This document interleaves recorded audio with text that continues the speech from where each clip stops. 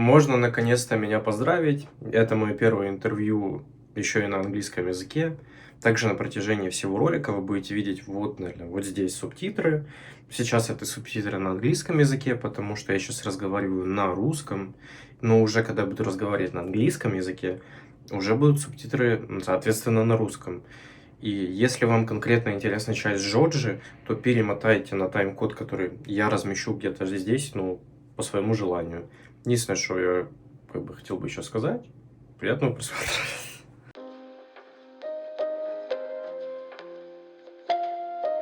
My name is Ethan Eng.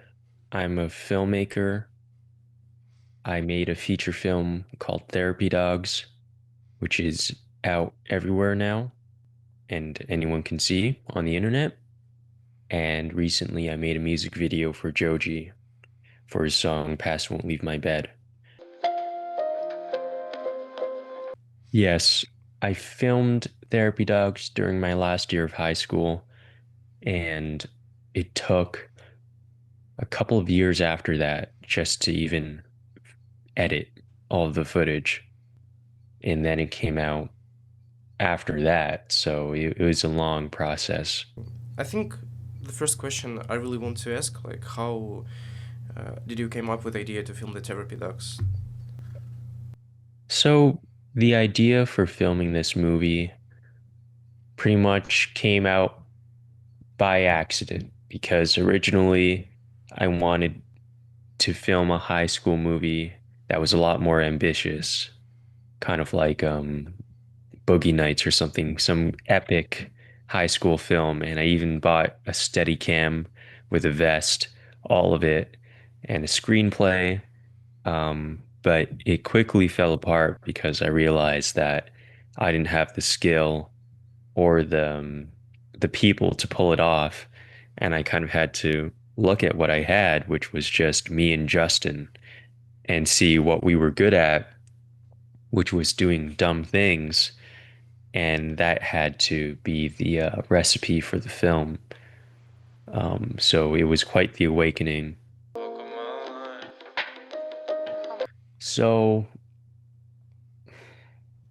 my family has always been very supportive. And if not supportive, then, kind of they didn't get in the way even if they didn't understand. But I made it a clear point to not really prepare myself for university or college with the courses that I selected in high school because it was just too much anyways. I pretty much told a barefaced lie to my parents that this movie would be successful no matter what, and to just trust me. So, yeah, that was that. In terms of financing the movie, I had worked at McDonald's and had a part-time job that kind of turned into a full-time job at a music studio. And the key to me saving up so much money for the movie is that I just didn't know how to use a debit card. So it just stayed in my account until I figured out that I could take the money out, and that's how I was able to buy my camera. Um, but yeah, they were always very supportive. Especially for me, it was really interesting to ask. Maybe can you give some exact numbers? Because especially me, I don't have no idea how much this film can cost, and the post production, the cameras. I can just guess, but not anything more than that.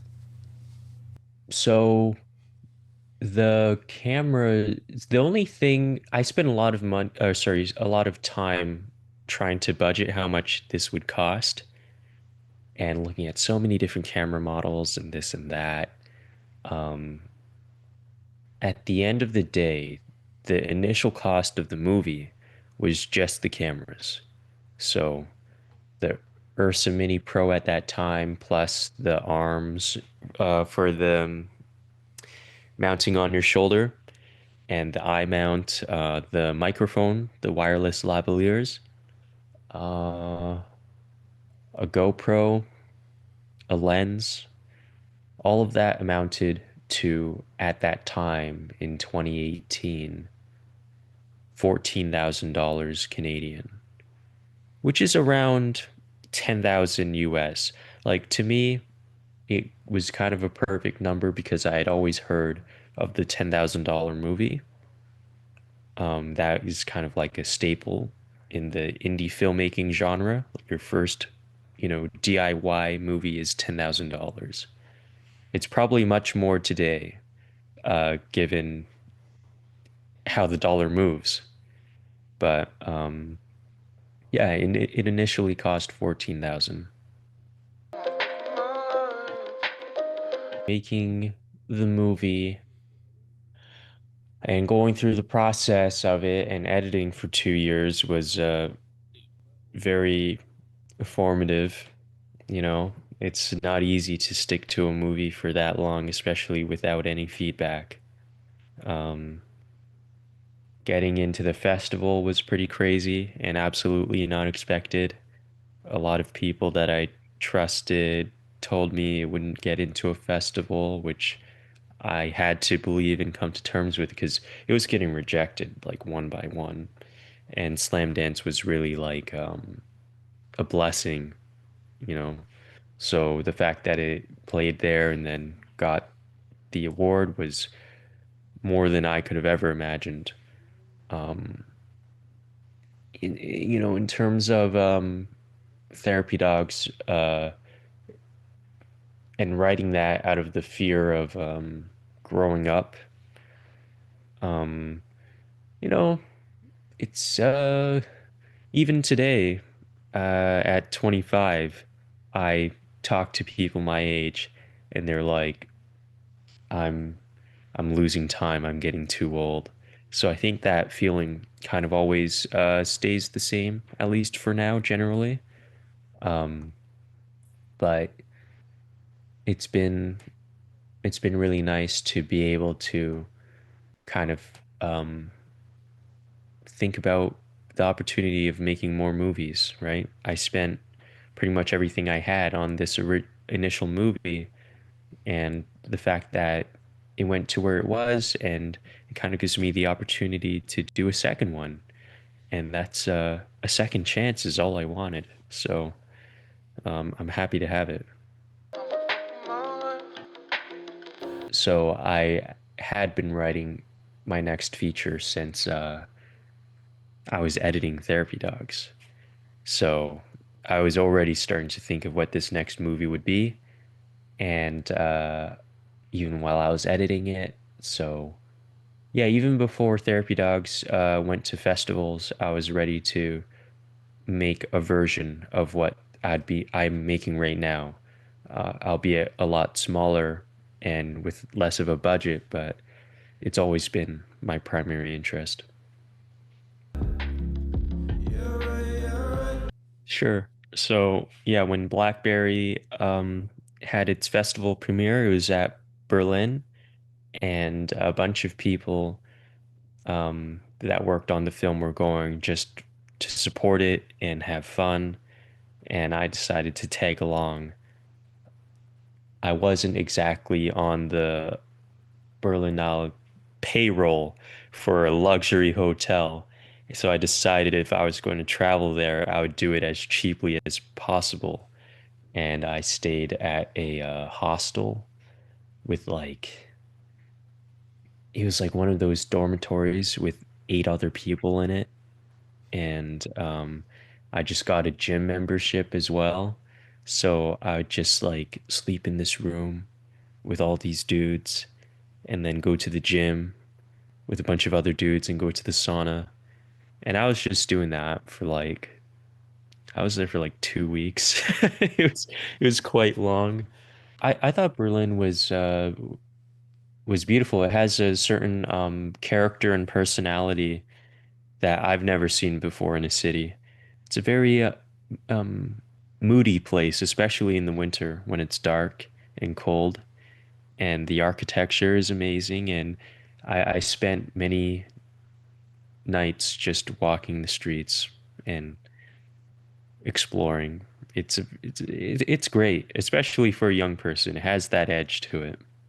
It's an amazing city. I'd love to go back. Maybe when it's warmer though, because I just remember it being so emo when I went there in the winter. It was just it was beautiful and it made an impression on me. But um, people tell me that Berlin is a completely different energy when it's warm. Yeah, there's a lot of creative little scenes in different cities. Toronto has a great film scene and community here. You can say the same, obviously, in New York, right? Uh, I think what I've noticed from Therapy Dogs and playing it at different festivals is that there's kind of a small film community in all of these places that Therapy Dogs played. Even in Alabama, we played in northern Alabama, and it was I got to meet a lot of filmmakers, young filmmakers in that area, and yeah, it's you'll find it anywhere, and there's so many um, art house theaters as well, where they're playing, you know, foreign films and stuff. So these things all just kind of clump together, and you'll find that artistic scene.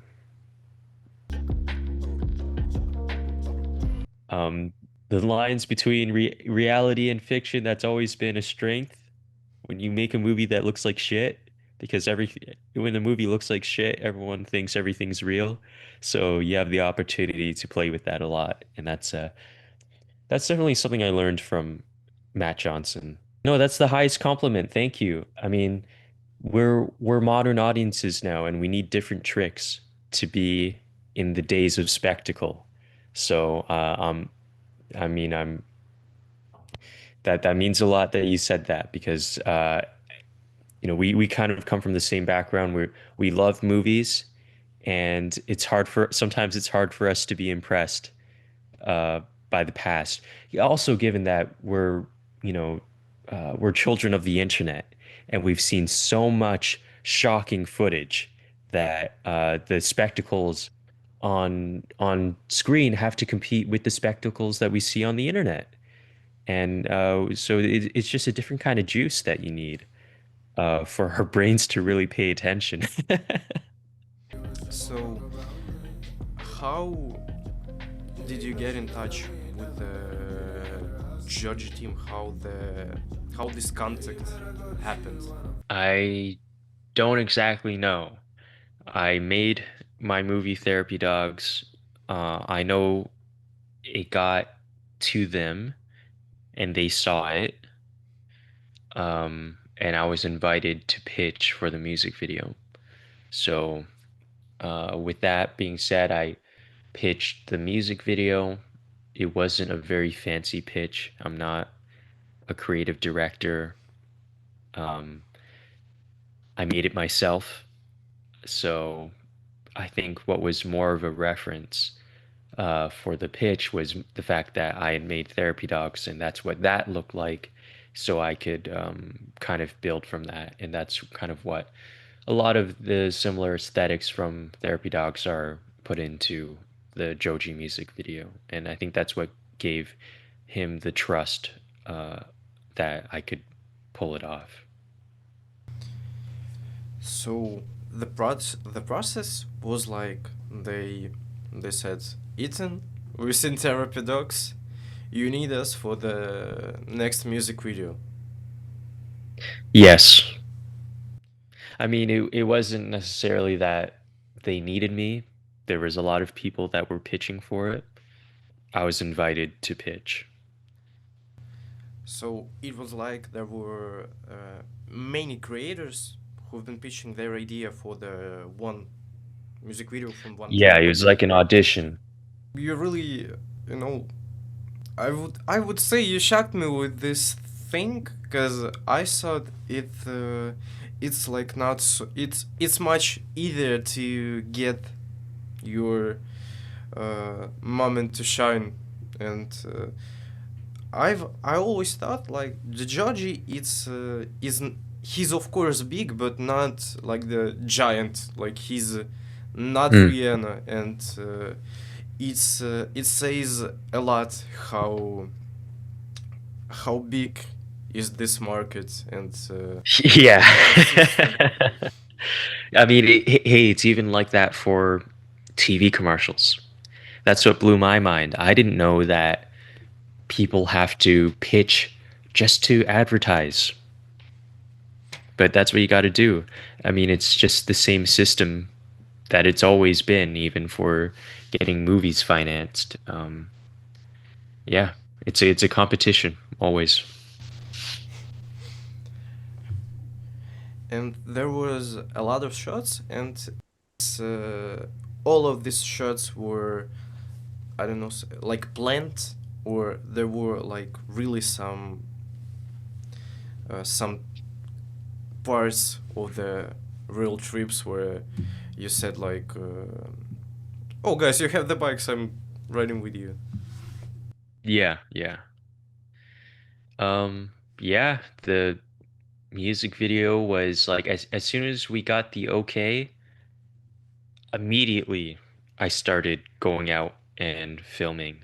And I'd say like 90% of the time of making this music video was just shooting.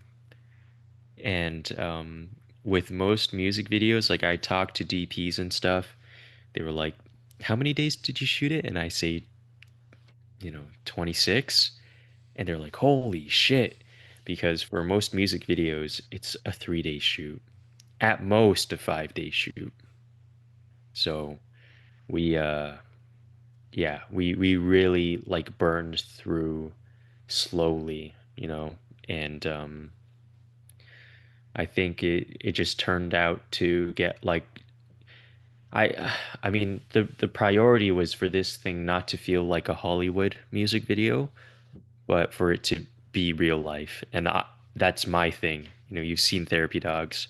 Real life has always been the um, the look of everything for me and the feeling. So it had to be lived, and that takes time. And that's how you get all of these organic moments.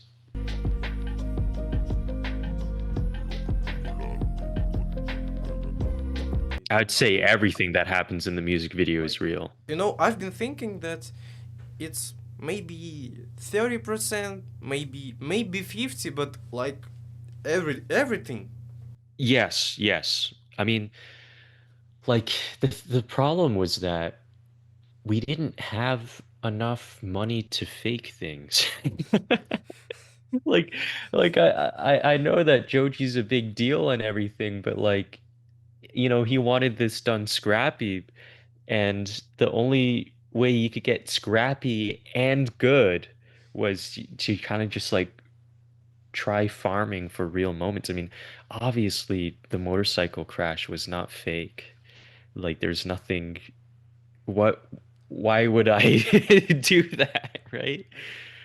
I mean, I really thought that exactly the motorcycle crash, it's like was directed 100%. I was like sure that that's just No, man. This is hardcore. There, I'm surprised this video doesn't have an age restriction on it on YouTube. Did you have some interesting dialogues during filming the Pass and Leave My Bed video? Interesting dialogues, like interactions I've had with Yeah, yeah, strangers. yeah, yeah, yeah. Dude, tons. Oh my gosh, what can I say? Um, there's someone in that video that is literally trying to run away from America. I'm not gonna say who because he's a great guy, but yeah, he's literally trying to escape, like get on a boat and like From America. yeah, yeah, yeah, yeah, yeah. We found this guy and he said he was just driving. He's driving all the way down to Mexico, and his car broke down. So he just got out of his car and kept going on the side of the road. And he's trying to do some, yeah. I can't even say his name because he's probably he's trying to go missing. You meet people like that all the time. You know, and my first thing is like it's exactly the plot one of the episodes from South Park when the Butters like came from American border to the Mexican. Have you seen that? Yeah, yeah, totally. I mean, this was a interesting guy, obviously. He's probably much further on his journey now, and I hope he's living a good life with lots of sunshine where he's headed. Um, when you when you talk with strangers on the road in America and the highway system is so like sparse, right? Like obviously America has major cities, but in between those are small towns and some highway systems don't even get used that much because there's newer and better ones. So you'll be driving along some path and stop at a like an old gas station and you just meet people from all different walks of life and sometimes those people are trying to run away. It's like idea is kind of similar with your situation in a suburb, like Exactly. Yeah, totally. And that's the thing, like when you do things and that's why like I wish I could tell people what filming this music video was actually like because we did it for real. The story that we got out of it was 10 times more interesting than what even shows up on camera. and by the way, it's really linking up with the Europe because I'm like from Ukraine, and mostly in Ukraine, in post-Soviet countries, people you can talk to people to each other, but they not so much opened, and mostly they feel kind of sad. And in Europe, it's totally different. You just can go through the streets, and Hmm. someone saying like you have nice jacket, or uh, I had a birthday in Prague, and we just been making photos with the friends, and one guy is coming to us and saying like, guys, I have a bar nearby with some girls. Come with me. And like my first things was like we're gonna be robbed if we go with him, but there were actually everything he's promised. Yeah. And it even turned out that we're from the same city with this guy, like from the Hamburg. Oh, okay. And Wow. it was so random. And one of my friends, he have been filming this trip with the camera, like in the with the kind of same ideas as you. That was an old size camera, like Yeah, yeah. yes, I think. And by the way, we've been waiting really long for that footage just because uh, he ordered like some service to get it out of the camera because it was old. But when we saw that, and you know, it's like the almost more than half of the year after this trip, and sometimes I'm just open it and looking again on because it contains the energy. Reality is far greater than the imagination could ever conceive. I know someone that did a movie on AI and like using the generation stuff. Um, what it seems to me is that you still need to be a filmmaker even to use that. Like you still have to know editing and yeah, there's a way. I never asked him completely how he did it, but from what he told me, it wasn't just entering a prompt and then it does it. Maybe it's more Yeah. advanced now, but there still needs to be some craft, it seems. And there is a big problem that people think that they really can put one prompt and the cinema is done. It's you have to prepare the references, you have to cook the pipeline, and it's still there. And in any case, I think that's the reason why filmmaking gonna live further, because these skills would be still needed even if you're doing like everything through AI. But I find it's a little bit of nonsense because it's really hard to control like every detail in a shot. It's but it's really cool. I think for the references and but not most of that. And I don't know how they are planning to use that in the big projects. This might be kind of like the difference of people growing up with a typewriter and a word processor. People like you and me are used to grabbing a camera and just going out and doing something. Maybe in 20 years you'll be at some seeing what some kid's doing and he's like, "Oh, I already previs the entire movie in AI. It's going to be fine." Like, that just might be the thing. And then it'll be like, "Okay, yeah, power to you, but I'm old. I need to write it and use a camcorder or whatever." Yeah, and I've met about ChatGPT. I mean, not the video and photo generative models, especially about ChatGPT. I've met yesterday a guy while I was doing BJJ, and he was reading. He already wrote his book. And the first thing I asked him, like, did you use ChatGPT? And he said, like, no fucking way. It writes the books, articles, anything really, maybe not awful, but you always understand that this is ChatGPT and not the.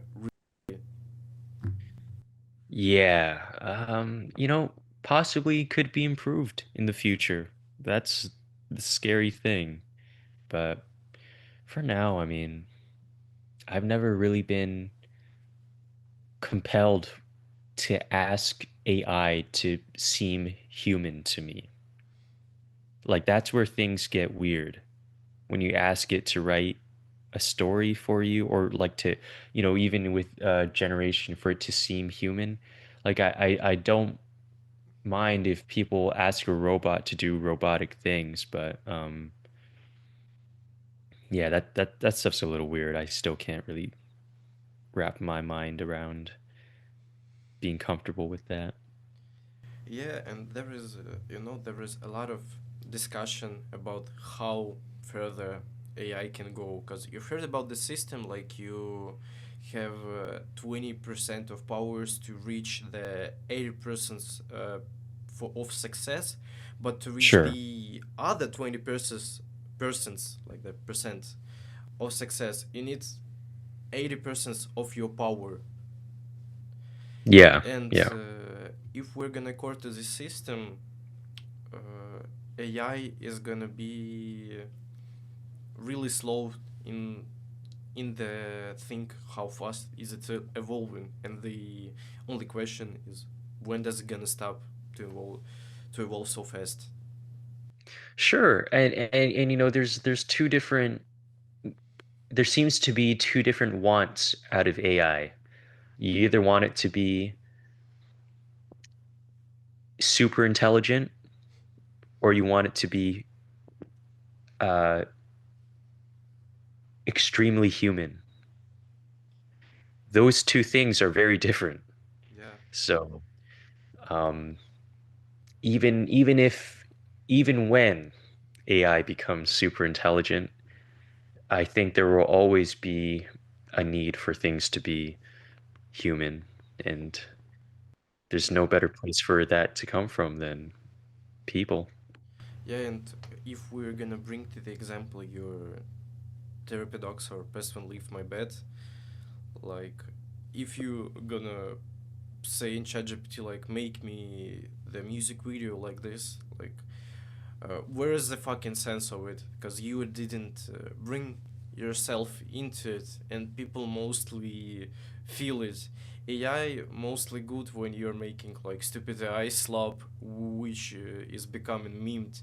But if you Yeah. want to really create something, I think you have to bring something to the table. So it's it's the way the creativity and the ideas work, in my opinion. Yeah, totally, totally. There's a lot to life, and the camera.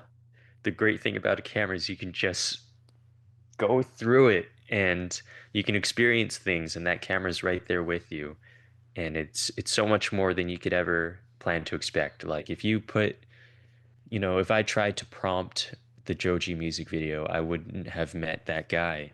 I wouldn't have met any of those strangers with all of their stories being brought into the journey as well. Um, and it's also just about the journey. Like the thing that I think about is that Joji pretty much let me go on vacation to make this video, and it's a life experience. And I think about that with therapy dogs too. So I'm very grateful for that. Where is your target? Where is your purpose right now? It's just about executing the second film and doing a good job of that. Uh, that's all. I don't really plan any further than that. So yeah, I'd be happy just to make the second movie. So you're not the kind of guy who plans like I will invade the world. Yeah, no, no. Gotta just think about executing. By the way, that's a big problem of the a lot of people right now, because this like people like Andrew Tate is always saying you have to be motivated and work 20 hours for 7 weeks, and people just don't understand that their like idea of being there just to have a joy from this journey. Yeah, I mean, with art especially, it's not something you can brute force. Obviously, there's, you know, discipline and hard work involved, but to simply just want it bad is not enough to make something with elegance. You need to have balance. Um, and yeah, you have to also understand that even when you make mistakes in art, it's a gift. Every mistake is a lesson learned. It's exactly how you go through life. Because Yeah. every mistake it's a try, because you can't make a mistake if you didn't try, and the same thing to success. Yes, totally. Yeah, man. Well, here's to mistakes. That's yeah. Lots of mistakes always being made all the time. And sometimes beautiful moments come from it, right?